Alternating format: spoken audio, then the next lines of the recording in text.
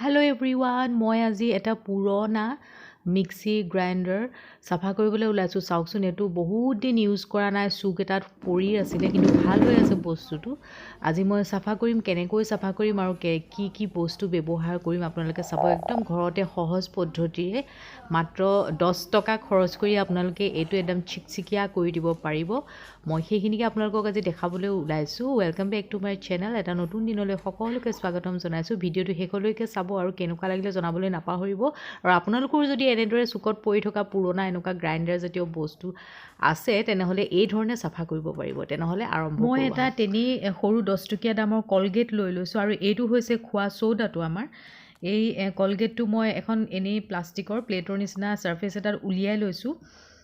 উলিয়াই পেলাই সোডাটো তাৰ লগত মিক্স কৰি পেলাই অকণমান পানী মিক্স কৰি এটা লিকুইড ডো নিচিনা প্ৰস্তুত কৰিম। অকণমান লিকুইড হ'ব লাগিব, তেতিয়া বস্তুটো ভালকৈ স্প্ৰেড হ'ব। সোডাটো আপোনালোকে আন্দাজমতে দিব আৰু মই ইমানখিনি অকণমান সৰহকৈ দিছোঁ সোডা। বস্তুটো যিমান ডাঙৰ সেইটো কোৱান্টিটিতে বস্তুখিনি দিব।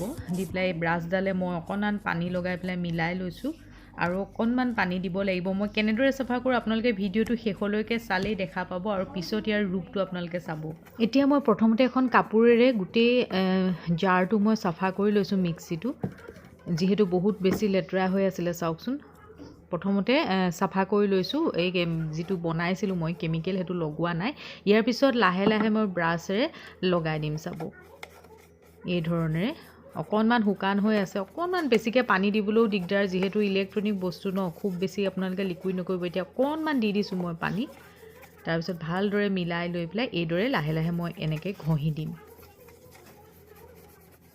গোটেইটোতে মোৰ লগাই হৈ গ'ল। চাওকচোন, এতিয়া মই প্ৰায় আধা ঘণ্টামান ৰেষ্ট দিম, যাতে বস্তুটো ভিতৰত ভালকৈ সোমাই যায় আৰু কেমিকেলটোৱে কাম দিয়ে ঘৰতে বনোৱা। এইদৰে চাওক, মই গোটেইটোতে এইদৰে ঘঁহি দিলোঁ।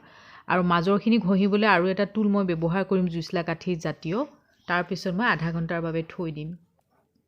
এই মাজৰখিনি ঘঁহিবলৈ অকণমান দিগদাৰ হৈছে, সেইটো কাৰণে আকৌ এবাৰ মই ভালকৈ ওপৰত লগাই দিছোঁ আৰু ছাইডবিলাক কৰ্নাৰবিলাক এইদৰে ব্ৰাছেৰে লগাই দিছোঁ। আৰু মাজৰখিনিও মই এডাল সৰু ব্ৰাছ ব্যৱহাৰ কৰিম।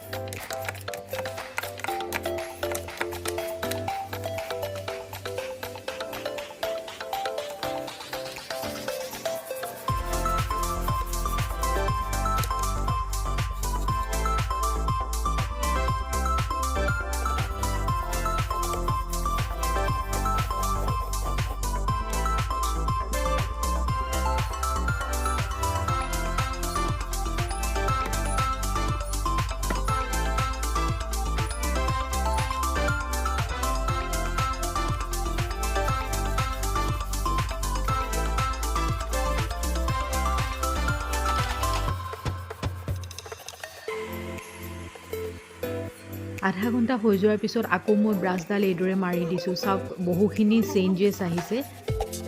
চফা হোৱা যেন লাগিছেনে জনাবচোন আপোনালোকে কমেণ্টত। এই কৰ্নাৰবোৰত আৰু অলপমান ঘঁহি দিব লাগিব, যিহেতু বহুত বেছি লেতেৰা হৈ আছিলে ধূলি পৰি ব্যৱহাৰ নকৰাৰ বাবে। এইদৰে আকৌ ব্ৰাছবোৰ মই কৰ্নাৰবিলাকত য'ত মলি জমা হৈ আছে ভালদৰে মই মাৰি দিছোঁ। লাগিলে শুকাই গ'লে অকণমান ব্ৰাছডাল আপোনালোকে পানীত তিয়াই ল'ব। এতিয়া মই পুৰণা কাপোৰ এখনেৰে মোহাৰি দিছোঁ। চাওকচোন, লাহে লাহে অকণমান চফা হৈছেনে, বগা নিচিনা দেখিছেনে? কেনেকুৱা বেছি বস্তুটো লেতেৰা আছিলে। চাওক, এতিয়া বহুতখিনি চফা হৈছে আৰু শেষত আপোনালোকে চাব ইয়াৰ ৰূপটো। এয়া চাওক, ফাইনেলি কি ধুনীয়াকৈ চাফা হৈ গ'ল। আৰু মই আপোনালোকক ঘূৰাই দেখাইছোঁ, যিহেতু এইটো ভাল হৈ আছে মিক্সিটো। আপোনালোকে এবাৰ ঘৰত নিশ্চয় ট্ৰাই কৰি চাব।